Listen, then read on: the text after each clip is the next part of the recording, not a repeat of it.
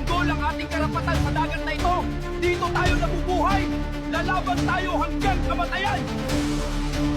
Good, mga kapatid! Ipagtanggol ang ating tahanan!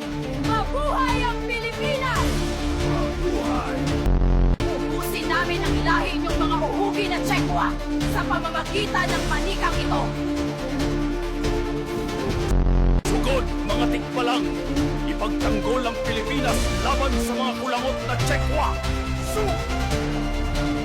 Mga kapre, sugod!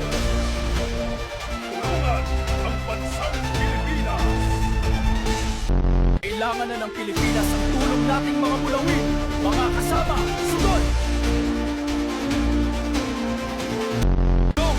Maraming naghahanap sa atin. Kailangan na nating tumulong upang ipagtanggol ang Pilipinas.